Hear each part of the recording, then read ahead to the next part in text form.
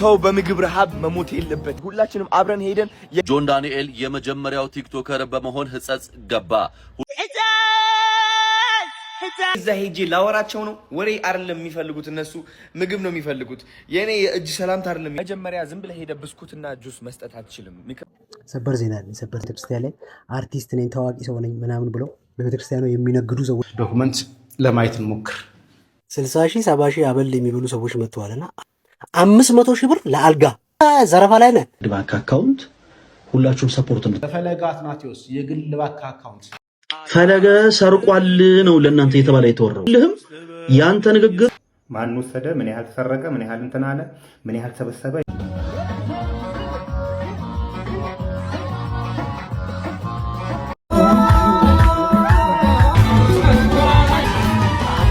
በአሁኑ ሰዓት ከትግራይ ክልል ከህጻስ ከተማ እጅግ በጣም አሳዛኝ መረጃዎች እየወጡ ሰላም ቤተሰብ እንዴት ናችሁ? ነው ያለው። ክብር ይስፋ ጆሴፍ ነኝ። እንደተለመደው በአዳዲስ ወቅቴና በአነጋጋሪ ቪዲዮዎች ተመልሼላችሁ መጥቻለሁ። ከእናንተ የሚጠበቀው እስከዚህ ቪዲዮ መጨረሻ አብራችሁን በመቆየት ለቻናል ደግሞ አዲስ ከሆናችሁ ላይክ በማድረግ ሼር በማድረግና ሰብስክራይብ በማድረግ ይቻላል ቤተሰብ ሆኖ በተለይ ደግሞ አዲስ ሆናችሁ ሰብስክራይብ ሳታረጉ ምትው ሰብስክራይብ አድርጎ ሀሳብ አስተያየት ካላችሁ ደግሞ ኮሜንት ላይ አስቀምጡልኝ። የትኛውንም አስተያየት ለመቀበል ዝግጁ ነኝ። ወደ ቪዲዮ ከመሄዳችን በፊት ቪዲዮ በላይክ እንጀምሮ። ላይክ አድርጉ። አንዴ 2 ሰከንድ ስራንሽ ለኔ ግን በጣም ነው የሚጠቅመኝ። ስለዚህ አንዴ ላይክ አድርጉ። ወደ ዛሬ ቪዲዮቹ እንሂድ። ኡጋንዳ በተካሄደው አይኮኒክ አዋርድ ላይ ታዲያ በክብር የሸኘናት ኢትዮጵያዊቷ ሀያት ናስር እንደተጠበቀው 2 ዋንጫዎችን ይዛ ወደ ሀገሯ ትመለሳለች። ዩቲናስ እንግዲህ ከራቼ ተስፋዬ ጋር እንግዲህ ወደ ኡጋንዳ ተጉዘው እንደነበር ብዙዎቻችሁ ታውቃላችሁ። ታዲያ 2ቱንም ዋንጫዎች ወደ ኢትዮጵያ ይዛ መጣለች። እንኳን ደስ ያለሽ በሏት፣ እንኳን ደስ ያላችሁ። ዩቲናስ አኩርታናለች። ኡጋንዳ ሄዳ በአይኮኒክ አዋርድ ላይ 2 ሽልማቶችን አሸንፋ መታለች። በአሁኑ ሰዓት ከትግራይ ክልል ከህጻስ ከተማ እጅግ በጣም አሳዛኝ መረጃዎች እየወጡ ይገኛሉ። ከሽሬ ከተማ በትንሽ ርቀት ላይ በምትገኘው በዚህች ህጻጽ በተባለችው ቦታ ላይ የተለያዩ ቦታዎች ተፈናቅለው በዛ ቦታ የሚገኙ እናትና አባቶች እንዲሁም ህጻናቶች ከባድ በሆነ ረሃብ ውስጥ እንደገቡና የሚበሉትና የሚጠጡት እንደሌላቸው በአሁኑ ሰዓት እየተነገረ ይገኛል። በዛም አካባቢ የሚገኙ ወጣቶች እነዚህ የምትመለከቷቸው ወጣቶች እንግዲህ የቻሉትን ነገር እያደረጉ ይገኛሉ። ታዲያ ረሃብና መጠማት ጊዜ የማይሰጥ ነገር ስለሆነ ለናስና ለአባቶቻችን ልንደርስላቸው ይገባል። ድምጽ ልንሆናቸው ይገባል። የሚመለከተውም አካል ለዚህ ትኩረት እንዲሰጠው እንጠይቃለን። ትኩረት በህጻጽ ስለሚገኙና በከባድ ችግር ውስጥ ላሉ እናስና አባቶቻችን እንዲሁም ህጻናት ይሁን። ሰው በምግብ ረሃብ መሞት የለበትም። ምግብ እርቦት መሞት የለበትም። የማይሆን ነገር ነው። አሁን ባለንበት ዘመን፣ አሁን ባለንበት ደረጃ፣ አሁን ባለንበት ቴክኖሎጂ፣ አሁን ባለን ኔትወርክና ኮኔክሽን ማናበቱ ነው የሚሞተው። እንዴት አድርገውስ ተርቦ ይሞታሉ እኛ ሳናያቸው? ለምንድን ነው የፈዘዝ ነው? እውነት ለመናገር ስለ ህጻጽ ሰምታችኋል ሁላችሁም ማለት ነው። ለዛም ነው አሁኑን ወደዚህ ኮመንት ትገቡና ታላላቅ ካምፓኒዎች የምትሏቸው ታግ አድርጓቸው። እነሱ ካምፓኒዎች እፈልጋቸዋለሁ አሁን ማለት ነው። እነዚህ ሰዎች ማገዝ ይኖርብናል። ህጻጽ ላይ በጣም ብዙ ሰዎች እየሞቱ ነው ያሉት። በረሃብም እየተሰቃዩ ነው ያሉት። ማልኒውትሪሽን አለ። ማርያም ሳፕሊመንት ይጎላቸዋል፣ መድኃኒት ይጎላቸዋል፣ ምግብ ይጎላቸዋል፣ የሚተኙበት ቦታ። እውነት እነዚህ ነገሮች በአንዴ ማሟላት የምንችልበት ጊዜ ላይ ነን ያለ ነው እንዴ። ስለዚህ ነርሶች ከኔ ጋር እንድትቆሙ ፈልጋለሁኝ። ዶክተሮች ከኔ ጋር እንድትቆሙ ፈልጋለሁኝ። ፋርማሲ ካላችሁ መድኃኒት እንድትሰጡ ፈልጋለሁኝ። የምግብ ፋብሪካዎች ካላችሁ ምግብ እንድትሰጡ ፈልጋለሁኝ።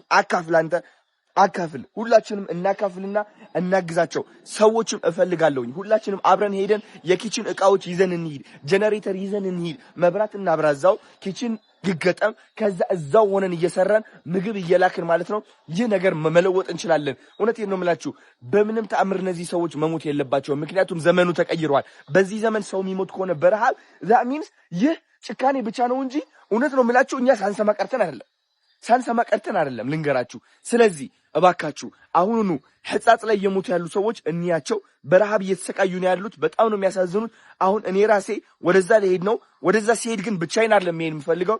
ትራኮች ጭኜ ነው መሄድ የምፈልገው። አንዱ በምግብ፣ አንዱ በፋርማሲ እቃዎች፣ አንዱ ደግሞ የኪችን እቃዎች፣ የጄነሬተር ሰዎች ተሰባስበን አብረን ሆያልን እንሄዳለን ማለት ነው። ይህ ነው እንግዲህ ሰውነት አይደለ? ቲክቶክ ለዚህ ካልተጠቀምነው ታዲያ ለምኑ ተረፈን? ልንገራችሁ። ዝም ብዬ እኔ ዘፈን አብርቼ እንደዚህ ስል ቫይራል ከወጣው ጥቅሙ ምንድን ነው? ይሄ ሲሪየስሊ ሶ ፕሊዝ ሌትስ ዱ ኢት። እስኪ ኮሜንት ላይ ቻሌንጅ እንፍጠር። በጣም ብዙ ካምፓኒዎች ታግ እናርጋቸው። ይህ ቪዲዮ ደግሞ ሼር እናርግ። ለምናውቀው ሰው ካለ ሼር እናርግና እናዳርሰው። ከዛ የእነዚህ ሰዎች ህይወት እንቀይር። እባካችሁ ዘመኑ ተቀይሯል። ሰው መራብ የለበትም። ቻው አዶናይ ለምን አሁኑን ወደ ሽሬ አትሄድም? ለምን ወደ ሕጻጽ ሄደ አታያቸውም? ለምን ብላችሁ እየጠየቃችሁ ነው ብዙዎቻችሁ። ያልገባችሁ ነገር ጋይስ፣ እኔ እዛ ሄጄ ላወራቸው ነው። ወሬ አይደለም የሚፈልጉት እነሱ ምግብ ነው የሚፈልጉት። የኔ የእጅ ሰላምታ አይደለም የሚፈልጉት። እኔ ስላቀፍኳቸው አይደለም የሚሻላቸው። ስለዚህ እኛ ኔትወርካችን ኮኔክሽኔ ተጠቅሜ ነገሮችን ማስተካከል አለብኝ። ምግብ መያዝ አለብኝ ለመሄድም ለራሱ ማለት ነው። እኔ ብቻዬን ሄጄ ሮጬ እዛ ሄጄ ምን አመጣለሁ እዛ? ገባችሁ አይደለ? ሰው ለማጉረስ ብቻ እንደዚህ ለማጉረስ አይደለም እየሄድኩ ያለሁት። ስለዚህ ይህ ማወቅ አለባችሁና ትዕግስት አድርገን ተረጋግተን ሁላችንም ይህ ነገር መፍታት እንችላለን። በሩጫ አይደለም። እውነት ለመናገር አርጀንሲ ግዴታ ያስፈልጋል። በአርጀንሲ ነው ሁሉም እየተደረገ ያለው። ግን ደግሞ ሳታስብ ዝም ብለህ መሮጥ ምንም የምታመጣው ለውጥ አይኖርም። ተረጋግተህ አስበህበት ስታደርግ ግን ትልቅ የሆነ ለውጥና ኢምፓክት ታመጣለህ። እና ቀጣይ ቪዲዮ ጠብቁ። አሁን ወደ ሆነ ቦታ እየሄድኩኝ ነው ያለሁት፣ አዲስ አበባ ማለት ነው። ጋይስ ስለ ሕጻጽ እንግዲህ ጥሩ ዜና እየሰማሁ ነው የምገኘው። አሁን ዶክተሮች እንግዲህ እንደነገርኳችሁ ተሰባስበው ስለዛ ነገር እያወሩበት ነገር ስለ ሕጻጽ ያለው ረሃብ ማለት ነው እና በተቻላቸው አቅም እየተሳተፉ እንደሆነና ከዛ ደግሞ ሪፈር መባል ያለበት ሪፈር እየተደረገ እንደሆነ ግን የነገሩን የምግብ እጥረት እንዳለ ነው። ይህ የምግብ እጥረት ሶልቭ ለማድረግ ደግሞ ከምግብ ካምፓኒዎች አዲስ አበባ ጋር ሆኜ ተደዋውዬ ማለት ነው ለመላክ እኔ ቃል እገባለሁ። ስለዚህ አዲስ አበባ ውስጥ የምትገኙ የምግብ ካምፓኒዎች ካላችሁ አሁኑኑ ቲክቶክ ኮሜንት ላይ ጻፉልኝ ወይም ደግሞ በመሴጅ ጻፉልኝና እኔ ራሴ እደውላለሁ። ከዛ ምግቦች መላክ ይኖርብናል ወደ ሕጻጽ ማለት ነው ወደ ሽረ። ዜና አለ፣ እሱም ልነግራችሁ እፈልጋለሁ። እንግዲህ እኔ ሐሳቤ ምንድን ነበረ? እነዚህ በረሃብ እየተቸገሩ ያሉ ሰዎች ምግብ ይዘን ሰፖርት እንድናረጋቸው ነው። ግን እኔ አልገባኝም ነበር። ያልገባኝ ነገር ደግሞ ምንድነው ፕሮሰስ እንዳለው ነው። እንደዚህ አይነት ረሃብ ጋር ዲል ለማድረግ ማለት ነው መጀመሪያ ዝም ብለህ ሄደ ብስኩትና ጁስ መስጠት አትችልም። ሚካዝ ሊጎዳቸው ይችላል። ሰውነታቸው ብዙ ኒውትሪየንቶች፣ ንጥረ ነገሮች እያጣ ነው ያለውና ስለዚህ ለምን ይህ ነገር በስነ ስርዓት አናደርገውም የሚል ሐሳብ መጣልኝ ማለት ነው። እኔ አሁን ያለሁት አዲስ አበባ ነው ያለሁት። አዲስ አበባ ሆኜም ደግሞ በስልክ እየደዋወልኩኝ እያወራሁ ነው ያለሁት ከብዙ ሰዎች ጋር በተቻለኝ አቅም ድጋፍ ለማሰባሰብ ማለት ነው። እና የተማርኩት ነገር ምንድነው? አሁን የትግራይ ዶክተር አሶሲዬሽን ማለት ነው ብዙ ዶክተሮች ሆኖ እየተማከሩበት ይገኛሉ። ምክንያቱም ወደ ቦታው ሄደው አሰስ ማድረግ አለባቸው ወይ መፈተሽ አለባቸው። እነዚህ ሰዎች ምንድነው የሚያስፈልጋቸው? ምን አይነት ንጥረ ነገር ነው የጎደላቸው? ከዛ በሕክምናው መሰረት ምግብ ይሰጣቸዋል ማለት ነው። ንጥረ ነገራቸው እንዲስተካከል እነሱም የበለጠ እንዲያገግሙ አሁን ካሉበት የኒውትሪሽን ወይም ደግሞ የንጥረ ነገር እጥረት ማለት ነው። ገባችሁ አይደል ጋይስ? ስለዚህ መጀመሪያ ስቴፓችን መሆን ያለበት ምን አይነት ምግብ ነው የሚያስፈልጋቸው እንወቅ። በተቻላቸው አቅም ብዙ ሰዎች ኦልሬዲ ሽረ ላይ ይገኛሉ። እነዚህ ሰዎች ደግሞ ምግብ እያሰባሰቡ ነው ያሉት which is amazing በጣም አሪፍ ነው። ግን ደግሞ ዶክተሮቹም ያስፈልጉናል። ስለዚህ ዶክተሮቹ አሁን አውርተው ሲጨርሱበት እኔ መጥቼ አሳውቃቸዋለሁ ማለት ነው። እናም እኔ እዚህ አዲስ አበባ ሆኜ ከብዙ ካምፓኒዎች ጋር እያወራሁኝ የምግብ ካምፓኒዎች ጋር እያወራሁኝ ትራኮች ለመላክ እንግዲህ ወስኛለሁ ጋይስ። እና እዚህ ሆነን አሳውቃቸዋለሁ። ትልቅ የሆነ ለውጥም እናመጣለን ማለት ነው። ወዳቸዋለሁ። ጆን ዳንኤል የመጀመሪያው ቲክቶከር በመሆን ሕጸጽ ገባ። ሁሉም እይታውም ጉዞውም ለምንደርስላቸው ወገኖቻችን መሆን አለበት። በቀጣይ ማን ወደ ስፍራው ይደርሳል የሚለውን እየተከታተልኩ አሳውቃቸዋለሁ። የሕጸጽ ጉዳይ በምንፈልገው መልኩ መነቃቃትን አሳይቶ ቲክቶከሮች ወደ ስፍራው ማምራት ጀምረዋል። ስለ ስፍራው አጠቃላይ ሁኔታ ለዓለም ያጋራሉ። ለወገኖቻችንም እንደርስላቸዋለን ብለን እናምናለን። በጊዜያዊነት አሁን ያለው የሕጸጽ ጉዳይ በምግብም ሆነ በመድኃኒት ችግሩ ከተቀረፈ በኋላ በቀጣይ ዘላቂ መፍትሄ ስለሚያሻው ወደ ስፍራው የሄድንም ከሩቅም ያለን ትኩረት ማድረግ የሚገባን በዘላቂ ጉዳይ ላይ በመሆኑ ይህንን ትኩረት በማድረግ ልናግዛቸው ይገባል እላለሁ። ሕጻጽ ዘይና ኢዳ ረኸበት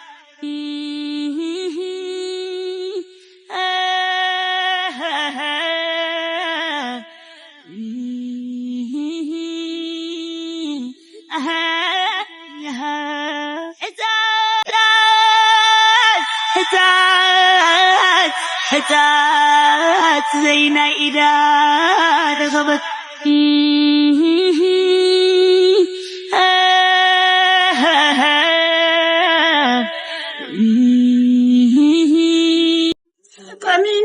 ጠሚክን ሕጻጽ ዘይና ኢዳ እንዳያችሁት ነው የሚያሳዝኑ ቪዲዮዎች በጣም እየወጡ ነው። ያው አዶናይ ደግሞ የተሻለውን ለማድረግ እየሞከረ ነው። ብዙ የኢትዮጵያ ሕዝብ ማግዞት ይህን ነገር ያሳካልና ሄዶ ይረዳቸዋል ብዬ አስባለሁ። አሁን ደግሞ ምነው በጣም እያነጋገረ ያለ አንድ ጉዳይ አለ። ቲክቶከሮች፣ የሃይማኖት ቲክቶከሮች በጣም ብዙ ብር እንደዘረፉ ወስደዋሉ፣ ብር አጭበርብረዋሉ፣ የእርዳታ ብሎ ሰብስበው ለራሳቸው ለግል ጥቅማቸው ተጠቅመዋሉ የሚሉ በጣም ብዙ የተለያዩ ማስረጃዎች እየወጡ ነው። እነሱስ ምላሉ ምን አይነት ማስረጃ ነው የወጣባቸው የሚለውን አብረን አይተን እንምጣ። እስቲ እባሪ ሰነድ ተብሎ የተላከውን ዶክመንት ለማየት እንሞክር እና እንፍዛዙ። ብዙን ጊዜ ቤተክርስቲያን የሚበሉ አካላት አሉ ብዬ ስናገር ቅናት ነው የሚሉ ሰዎች ነበሩ የሆነ ጊዜ ላይ። እስቲ ቅናታችን ይረግብ የለ እንመልከት። እባሪ ሰነድ 1 ይላል። ለዚህ ፕሮጀክት የወጣ ወጪ በዝርዝር ሲታይ ይላል። አንደኛ ለቲክቶከሮች፣ ለዩቲዩበሮች፣ ለመርሃ ግብር መሪ የ3 ቀናት አበል ለ14 ሰዎች ሲባዛ በ150 ሺህ ድምር 2.1 ሚሊዮን። የአንድ ቲክቶከር በልዩ ክፍያ አበል ብር 100 ሺህ ብር። ለአንድ ቲክቶከር በልዩ አበል 100 ሺህ ብር። አጠቃላይ ለ3 ቀናት ከላይ የተሰጠውን ቅድመ ክፍያ አበል የወጣ 2.2 ሚሊዮን ብር። ዝርዝር ሁለተኛ ለአርቲስቶች የ3 ቀን አበል 3 ሲባዛ በ60 ሺህ ብር 180 ሺህ ብር። ለጌጡና ለጉርሻ እንዲሁም ለአንድ አርቲስት ማስታወቂያ የተሰራበት ብር 93 ሺህ ብር። ጌጡ ፖስት ሲያደርግ እንደዚህ ቤተክርስቲያን ስለ እንደዚህ ሲባል ጉርሻም እንደዛ። ስለዚህ ለጉርሻ ለጌጡ እንዲሁም ደግሞ ለአንድ አርቲስት ማስታወቂያ የተሰራበት ብር 93 ሺህ ብር። የዲጂታል ሎተሪ ማስታወቂያ ሎተሪ ህትመት ብር 127 ሺህ። ለጊዜ ሚዲያ ዩቲዩበር ማለት ነው። ለጊዜ ሚዲያ ብር 25 ሺህ። ደርሶ መልስ ፕሌን ቲኬት ብር 485263 ብር። ከከተማ ውስጥ ልዑካን ማመላለሻ ትራንስፖርት ብር 28450።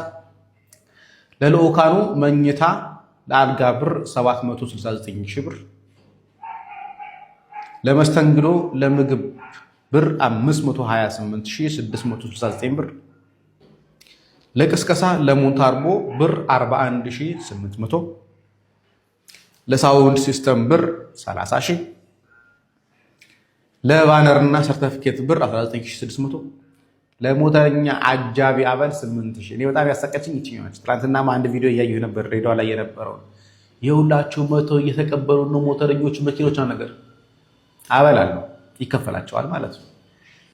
ሰበር ዜና በጣም የሚገርም ዜና አለኝና ሰሞኑን በቤተክርስቲያን ጉዳይ ላይ በኦርቶዶክስ ቤተክርስቲያን ላይ አርቲስት ነኝ ታዋቂ ሰው ነኝ ምናምን ብለው በቤተክርስቲያኑ የሚነግዱ ሰዎችን ላያስተዋውቋችሁና ሙታንሳ የሚባል ገዳም አለና በሙታንሳ ገዳም ስም በየሳምንቱ አንዳንድ ቪዲዮ እየለቀቁ 50 ሺህ ብር ኦፈር ተደርጎላቸው በየሳምንቱ በሰራ ቪዲዮ ላይ 50 ሺህ ብር ይከፈላቸው ነበር። ጋዜጠኛ አልቀረ፣ አርቲስት አልቀረ፣ ቲክቶከር አልቀረ፣ ይሄ ሁሉ ሰው 50 ሺህ ብር ሲበላ ነበር። አንድ ቪዲዮ ስትለቅ 50 ሺህ ብር ይሰጣል። እና የኢትዮጵያን ሕዝብ እያድህያችሁት ነው ማለት ነው። በቤተክርስቲያን ሰበብ ውስጥ ገብታችሁ እየቦጠቦጣችሁት ነው ማለት ነው። እያንዳንዱ እዚህ ጋር ሙታንሳ ገዳም ብላችሁ ጻፉ። እንትን ላይ ቲክቶክ ላይ እንዳለ የሚመጣው ለሙታንሳ ገዳም የሰራ ሰው በጠቅላላ ብር በልቷል። በሳምንት 3-4 ጊዜ የሰሩ ሰዎች አሉ። እነ ብሩክ ኒውስ፣ እነ ይገረም፣ ጋዜጠኛ መለሰ፣ ብሩክ ይደነቃሲም ማቀረ ሁሉም እዚህ ላይ ቪዲዮ ላይ የምታያቸው ሰዎች ሁሉ 50 ሺህ ብር ወደ ኪሳቸው ይገብቱ ነበር። ቤተክርስቲያናችን አደጋ ላይ ናት። መታደግ ያለብን ሁላችንም ተጫዋጭዋን ነው። ሂዱና ቤተክርስቲያን እስቲ የሆነ ፕሮግራም ላይ ሂዱ፣ ጉባኤ ላይ ተሳተፉ። መድረኮቹ ሁሉ አርቲስትና ዩቲዩበር በዝቶበታል። አባቶች እየተገፉ እነሱ ማይክራፎን እያዙ ነው። ይሄ ሌብነት ነው። እዚህ ከመንግስት ቦታ ላይ ስናሳድዳቸው ቤተክርስቲያን ውስጥ ተሰግስገዋል። ጋዜጠኛ አልቀረም። እንዳለ ቪዲዮ የሰሩ ሰዎች በነፃ ይሄ ይገረም ደጀን የሚባለው አርቲስት ቤተክርስቲያኗ ላይ እንደዚህ ተለጠፈ። እኔ የምልህ ፀጉርህን ስታስተክል ጭንቅላትን አውጥተህ ነው እንዴ? ማሰቢያ የለህም እንዴ? ቤተክርስቲያኗ ላይ አንተ መዝረፍህ ሳያንስ ግብረ አበሮችን ሰብስበህ ቤተክርስቲያኗን ታዘርፋለህ አይደል? ምን ጭንቅላትን አውጥተው እንዴ ፀጉር የተከሉልህ? ማሰቢያ ተደፍኗል። ቤተክርስቲያን ላይ ስትርመጠመጡ ቤተክርስቲያኗን በነፃ የምታገለግሉ ነው የሚመስለው። አንተ ወደ 20 ቪዲዮ ሰርተሃል ለዚች ገዳም ለሙታንሳ ገዳም 20 በ50 ሺህ ብር ስንት ነው? አባዛ። አንተ ሌባ። መጥቼላችኋለሁ። ፈለገ ሰርቋል ነው ለእናንተ የተባለ የተወራው። አይ ይሄንንም ግን አድርጓል ሰው እንደዚህ አይሏቸው። ለምን መሰላችሁ? የእነዚህ ሰዎች ኢንቴንሽን ፍትህ ማግኘት ሳይሆን ስም ማጥፋት ነው። ቅድም ብያችኋለሁ። ጦርነት የዘመተ ፈረስ ለሰርገኞች የተተኮሰ ጥይት አያስደነግጥም ወዳጄ። ከዚህ የበለጠ ብዙ ቻሌንጅ ያየው ሰው ስለሆንኩኝ በእናንተ ጭንፍን ጥላቻ ይሄው እንደዚህ አድርጎ በዚህ ወጥቶ በዚህ ገብቶ ምናምን የምትል ሁልህም ያንተ ንግግር እኔን አያስደነግጠኝም። ለምን በኤአይ ቪዲዮ አድርጋ አሰራም አይደለም ፎቶ ይለጥፈ ማለት ነው። ለምን ሌላ ልክ እኔ የመሰለ ሌላ አይነት ቪዲዮ ለምን አሰራ? ራስን እያዞረ አረፋ እየደፈቀ እኔ ሳገለግል ታየኛለህ። ይሄ ለሚመለከተው አድርሱለት። ከዛ ውጪ ግን እኔ የእናንተ ጫጫታ አያስደነግጠኝም። ከዚህ በኋላም እነዚህን ማስረጃዎች ካሳየውን በኋላ አፎቻችሁን የምትከፍቱ አንዳንድ ሰዎች አፎቻችሁ በተከፈቱ ቁጥር ሰው ከእናንተ የሚያየው ለኔ ያላችሁን ጥላቻ ነው እንጂ ሌላ ነገር አይደለም። ከዚህ በኋላ አሁን እኔ ዛሬ ማስረዳው ነገር በቂ ነው። ከዚህ በኋላ ሰው ጥያቄ ቢያነሳስ ፖሊስ ጣቢያ ይሄድ። ሶሻል ሚዲያ ፖሊስ ጣቢያ አይደለም። ሶሻል ሚዲያ ላይ ማንም ሰው ፍትህ አያገኝም። ለምሳሌ አንዲት የተደፈረች ህፃን ሴት ልጅ ያለቻት እናት ልጅ የተደፈረች ብል አይደለም ቲክቶክ ላይ ወጣችሁ። በመጀመሪያ ያንን ሰው ከሳ እስር ቤት አሳስራ እስር ቤት አስገብታ ነው ሰው እንዲረዳት ሰፖርት እንዲያረጋት ሚዲያ ላይ ወጣችሁ። ስትበደሉ፣ ስትሰረቁ፣ ስትገፉ፣ ስትደበደቡ ሶሻል ሚዲያ ላይ ወጣችሁ እንትናኮ እንደዚህ አርጎኝ እንትናኮ በዚህ ወጥቶ እንትናኮ በዚህ ገብቶ አትበል። ሶሻል ሚዲያ ላይ ፖሊስ ጣቢያ የለም። እያንዳንድ ሶሻል ሚዲያ ላይ ፍርድ ቤት የለም። ቅሬታ ካለ የምትከሰው ክስ ካለ አቅራቢያ ያለ ፖሊስ ጣቢያ ሄደና ክሰስ። እኔና እናንተ እዛ ፍርድ ቤት እንገናኛለን። ሌላ የዘረፋ ስታይል መጥቶብናልና ከቤተ ክርስቲያን ጋር በመጠጋት እግዚአብሔር ምስክሬ ነው 60 ሺህ 70 ሺህ አበል የሚበሉ ሰዎች መጥተዋልና አርቲስቶች ቤተ ክርስቲያን ከዚህ ከድሃ ማህበረሰብ በሚሰበሰብ ህዝብ ላይ የሚሰበስበውን ብር 60 ሺህ ብር ለቀን አበል ትበላለህ። ሐዋሳ ላይ በተካሄደው የገቢ ማሰባሰቢያ ላይ 60 ሺህ ብር እግዚአብሔር ምስክሬ ነው አበል ትበልተዋል አሉ። እዚህ እኮ ነጠላ ለብሰሽ ምናምን ስታደገድጊ እኔ እኮ ቤተክርስቲያን እነዚህ ልጆች ወደ እግዚአብሔር እየቀረቡ ነው እላለሁ። ለካ ዘረፋ ላይ ነን። ሰበው ነው እኛ ለነፍሳችን ብለን የምንሰጠውን ብር 60 ሺህ ብር ከአንድ ቤተክርስቲያን ላይ ትወስዳለህ። 500 ሺህ ብር ለአልጋ ለአርቲስቶች ቤተክርስቲያን ነው። ከቤተክርስቲያን ይኸው ለእያንዳንድ ቲክቶከር ሆንክ አርቲስት ሆንክ እመጣላለሁ ነገ ጧፍ መግዛት የከበዳቸው ቤተክርስቲያን አሉ። እኔ እኮ ኦርቶዶክስ ነኝ። ቤተክርስቲያናቸው በገቢ ማነስ እኮ የተዘጉ ቤተክርስቲያኖች አሉ። አንቺ እበት አርቲስት እኮ እኔ ሁሉም ቤተክርስቲያን ላይ ሲሄድ እኔ ግራ ገብቶኛል። ወደ ሃይማኖታቸው እየቀረቡ ነው። ለካ ሁሉ ብር እየበላችሁ ነው። የእናት ወድ ትገባ እንደሆነ ያለና ለካ እኔ እኮ የሃይማኖት ተቆርቋሪ ስትመስሉኝ ሃይማኖታቸውን ስለሚወዱ ተቆርቋሪ ሆነው ነው ምናምን። ለካ ለብር ነው። ለካ ገዳማት የምታስተዋውቀው ለብር ነው። ለካ በየፕሮግራሙ በየቤተክርስቲያኑ ፕሮግራም የምትገኘው ለብር ነው። አንተ እበት እያንዳንዳችሁ መቋም አለባችሁ። ይሄን ነገር መንግስት የሃይማኖት ተቋማት ላይ ግብር አይሰበስብም። እንግዲህ የሃይማኖት ተቋማት አሁን ላይ የተለያዩ ገቢዎች አላቸው። ንግድ ውስጥ ፓርቲሲፔት ያደርጋሉ። ከምዕመናን ገንዘብን ይሰበስባሉ። ከፍተኛ ወጪ ኦዲተብል ያልሆነ ኦዲት ሊደረግ የማይችል አሰባሰቡ ኦዲተብል ሊሆን የማይችል ገንዘብ ይሰበስባሉ። ይህንን ግን መንግስት ግብር አይጥልባቸውም። ምክንያቱም የሃይማኖት ተቋማት ትውልድን በስነ ምግባር ቀርጸው ያሳድጋሉ ብሎ ስለሚያስብ ነው። ስለሚያስብ ብቻ ሳይሆን ሎጂኩ እንደዛ ስለሆነ ነው። አንድ ቤተክርስቲያን አትስረቅ፣ የሰውን አትመኝ ስትል ምን እያለች ነው? ምን ስራ እየሰራች ነው? በሌላ ቋንቋ የማይሰርቅ ሰው የሌላን የማይመኝ ሰው እየፈጠረች በመጣች ቁጥር የፖሊስን ሌባን ለማባረር የሚያደርገውን ወጪ እየቀነሰችለት ነው ማለት ነው። መንግስት በዚህ በኩል እየተጠቀመ ነው ማለት ነው። ይሄ ነው ሎጂኩ። ግን እውነት አሁን ግን ቤተክርስቲያን ወይ የሃይማኖት ተቋማት ሁሉም ኢትዮጵያ ውስጥ ያሉት እንደዚህ አይነት ስነ ምግባር ያለው ትውልድ እያፈሩ ነው ያሉት? በተለይ ከተማ ላይ ያሉት ነው? አይደለም፣ በፍጹም አይደለም። እንግዲህ የሃይማኖት ተቋማት በየአጥቢያቸው ገንዘብን ይሰበስባሉ። ገንዘብን ሲሰበስቡ ኦዲተብል በሆነ ወይ አይደለም የሚሰበስቡት።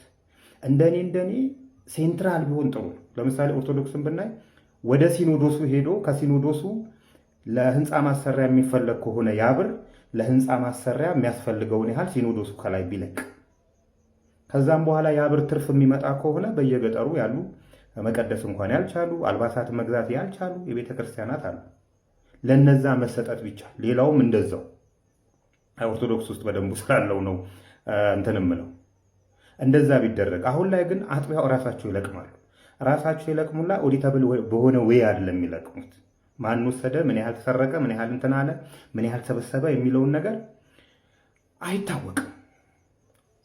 እግዚአብሔር የቤተ ክርስቲያን ኦዲተር ነው ብሎ ስለሚያስቡ ነው። የእግዚአብሔር ብርን ሰው አይደለም፣ ይሰርቃሉ። አሁን እንኳን ዛሬ ወጣው ከአዋሳ ቂርቆስ ቤተክርስቲያን ገቢ ማሰባሰቢያ የሄዱ ቤተክርስቲያናት አሁን ላይ የሃይማኖት ተቋማት ገቢ ለማሰባሰብ ቲክቶከሮችን፣ የተለያዩ አሲስቶችን፣ ጋዜጠኞችን ይጠቀማሉ። እኛ የሚመስለን እነዛ ሰዎች ለእግዚአብሔር ብለው ለቤተክርስቲያን ለሃይማኖታቸው ብለው ያን ስራ የሚሰሩ ነው የሚመስለን። አይደለም፣ ለአበላቸው ብለው ነው ያየነው። ይሄ መረጃ ራሱ የሰበሰቡት 2.ምናምን ሚሊዮን ብር ነው። ለነሱ አበልና የተለያዩ ወጪዎች የአልጋ ዝባዝንክ ይወጣላቸው 4.ምናምን ሚሊዮን ብር ነው። ይሄ ቦታ የንግድ ቦታ ሆኗል። እነሱ ራሳቸውን ሾው የሚያረጉት እዛ ጋር የሃይማኖት ተቆርቋሪ የዛ ሃይማኖት ተወካይ ምናምን አድርገው ነው ራሳቸውን የሚቆጥሩት። ሌብነት ስላለ ነው እዚህ አካባቢ። አንድ በቅርብ የነበርኩበት የገንዘብ ማሰባሰቢያ ላይ በዶላር ብር ተልኮ ነበርና በዶላር የገባውን ብር ሊነግሩን ፈቃደኛ አይደሉም። የሆነ የሚያጠራጥር እንደኔ የሚያጠራጥር ነገሮች አሉ። ያልተነገረበት ምክንያት ወይንም የሚመነዛዘር ነገር አለ። ስለዚህ የሚስተካከል ከሆኑ ይስተካከሉ፣ የማይስተካከሉ ከሆነ ግን መንግስት ግብር ሊጥልባቸውና ከነሱ የሚገኘውን ግብር ትውልድን ስነ ምግባር በማስተማር የሚወጣው ወጪ ላይ ከቨር ሊያደርግ ይገባል። ሚራክል መኒ ይላል። ሚራክል መኒ። ኤኒዌይ አሁን ላይ ያሉት የኢትዮጵያ የሃይማኖት ተቋማት ፓዛቸውን ለቀው ወደ አቅጣጫቸው ስተዋልና በተስተካከሉ ጥሩ ነው።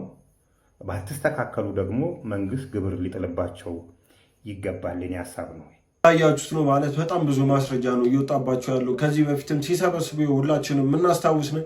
እኔ እንደ እምነቱ ተከታይነቴ እንደዚህ ነገር አላበረታታም በፍጹም። ለቤተክርስቲያን ተብሎ የተሰበሰበ ነገር ምንም ነገር በፍጹም ለቤተክርስቲያን ተብሎ የተሰበሰበ ነገር በፍጹም አንድ ብርም ቢሆን መነካት በፍጹም ለቤተክርስቲያን ተብሎ የተሰበሰበን ገንዘብ አንድ ብርም ቢሆን መንካት አለብን ብዬ እኔ በበኩል አላስብም። እኔ ቦን አላረጉም ብዬ ነው ማስበው። ይሄን ነገር ያው እነሱ ደግሞ ይሄን አርገውት ይሁን አይሁን ደግሞ ከነሱ የምንሰማው መረጃ እንዳያችሁት ነው። በጣም ያሳዝናል። በጣም ብዙ ብር ነው የተሰረፈው። 7 ሚሊዮን ተሰብስቦ 5 ሚሊዮኑ ለነሱ ነው የቀረው ለአልጋ ለመኪና ወጪ ምናምን ተብሎ ደግሞ ይገርማል። ለመኪና ለትራንስፖርት እየተባለ መጡ ሊቭ ለገባንበት እያሉ 50 ሺህ ብር ማለት በጣም ይሄ ከባድ ሌብነት ነው። ቤተክርስቲያንን እንደ መስረቅ ነው የሚቆጠረው። ለቤተክርስቲያን እንድትረዳ ህዝቡ ከሌለው ብር የወጣውን የሰጠውን ብር አውጥታ ይሄን ያህል መጠቀም ማለት ይሄ በጣም ራስ ወዳድነትና ለእምነትም ለራስ ላለበት ሃይማኖትም ክብር አለመስጠት ነው።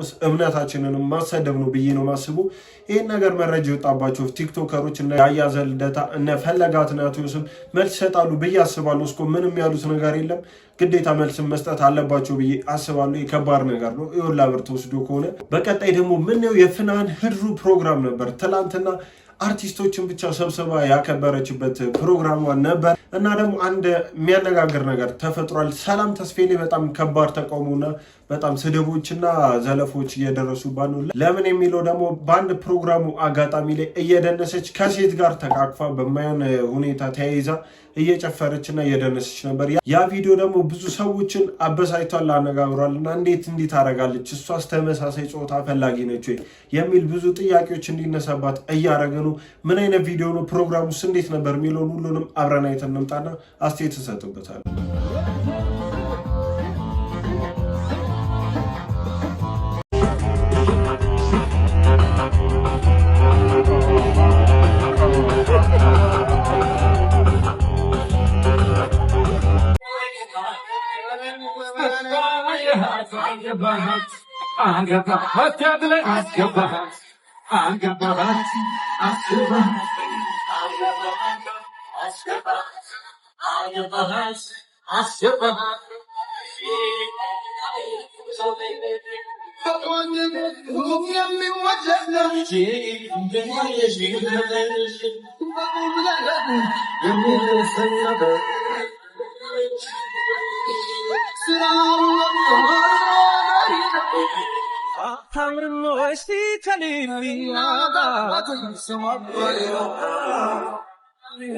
በጣም የሚያምር ፕሮግራም ነበር እንዳያችሁት። ያው ሁሉም አርቲስት በሚባል ደረጃ ተገኝተው ነበር። በዚህ ማል ደግሞ ብዙዎችን እንዲነጋገሩ እንደገና ደግሞ ሰላም ተስፌን እንዲተቹ ያደረገውን ቪዲዮንም አይታችሁታል። እናንተ እስቲ በዚህ ቪዲዮ ምን አይነት ሀሳብ አላችሁ? ለእኔ ምንም ክፋት አልታየኝም። ጀስት ቫይብ እያደረጉ ስለነበር ይሆናል እንጂ ኢንቴንሽናሊ ሌላ ነገር ታስቦ አይመስለኝም። ሜዳስ እየተደነሰ የነበረው እና ደግሞ ለትንሽ ሰከንድ ነው እና ምን ታስባላችሁ እስቲ እናንተ በዚህ ጉዳይ? ሪሰንትሊ ከቲክቶክ ጋር ተያይዞ በቁጥጥር ስር የዋሉ ወጣቶች ነበሩ። እነዚያ ወጣቶች ለኢትዮጵያ አስፈላጊ ናቸው። ያንን አውድ ተቀላቅለው ፈጥረው ለመማር ስራ ለመስራት መሞከራቸው ሊበረታታ የሚገባው ጉዳይ ነው። ነገር ግን ሲማሩ ከውጭ መማር ያለባቸውን ዕውቀትና መጠበቅ ሴፍ ጋርድ ማድረግ ያለባቸውን የኛን ባህል የኛን ፍላጎት ከቀላቀሉ ግን ጥፋት ያስከትላል።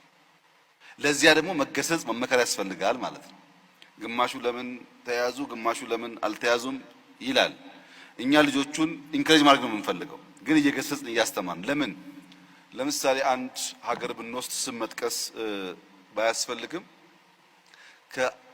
ከ16 ዓመት በታች ያሉ ልጆች ሞባይል እንዳይዙ ሕግ ያወጣ ሀገር አለ። ለምን? እነዚያ ልጆች ሞባይል ይዘው ከሚያገኙት ዕውቀት በላይ ጥፋት ነው ብሎ አስቧል። ታዲያ እንዴት ቴክኖሎጂ ይጠቀሙ ሲባል ትምህርት ቤት ሲሄዱ ኮምፒውተር አላቸው፣ መምህራን ይቆጣጠራሉ። ቤት ሲገቡ ኮምፒውተር አላቸው፣ ወላጅ ይቆጣጠራል። እዚህ መሃል ግን ስልክ መያዛቸው ጉዳት እንጂ ጥቅም የለውም ብሎ ከልክሏል። ሌላ ሀገር ደግሞ የወሰን እንደሆነ በሳይበር ሴኩሪቲ ተቋም በመገልገል ቲክቶክ በአንድ ሀገር ውስጥ 100% በሚባል ደረጃ ህፃናት ከ16 ዓመት በታች ከሆኑ ከስቴም ውጪ ቲክቶክ ማየት አይችሉም። ቲክቶክ አለ ሳይንስ፣ ማቴማቲክስ፣ ቴክኖሎጂ ነክ ጉዳይ እንጂ ያለባበስ ያዘፋፈን ምናምን ነገር ማየት አይችሉም። ዘግቷል። ያ ሀገር ያ ብቃት አለው። ልጆቼ በቲክቶክ በቴክኖሎጂ ስለ ሳይንስ ሲወቁ፣ ስለ ማቴማቲክስ ሲወቁ፣ ስለ ፊዚክስ ሲወቁ ከዛ ያለፈው ዕውቀት ግን አያስፈልጋቸውም ብሎ ዘግቷል። ኢትዮጵያ ከዚህ ዓመት በታች ያለው ወጣት ስልክ አያዝ ብላ ህግ ካላወጣች፣ ቲክቶክ ደግሞ ፊልተር ማድረግ ካልቻለች፣ መጠንቀቅ ያለብን ነገር በተለይ ኢንፍሉዌንሻል ምንባል በዛ ሰፈር የምንሰራ ሰዎች በእኛ ምክንያት ብዙ ሰው ሊመረዝ ይችላል። ቢኮዝ ህፃናት አንድ የሚወዱት ሰው አለባበሱ፣ አነጋገሩ፣ ቆመናው ሁሉ ኢንፍሉዌንስ ያደርጋቸዋል። እኛ የሚከተለን ሰው እንዳለ አስበን ጥንቃቄ ካላደረግን የኢትዮጵያን ባህል፣ የኢትዮጵያን እምነት፣ የኢትዮጵያን ፍላጎት የሚቃረን ከሆነ ቴክኖሎጂው አጋዥ ሳይሆን ጥፋት ይሆናል ማለት ነው።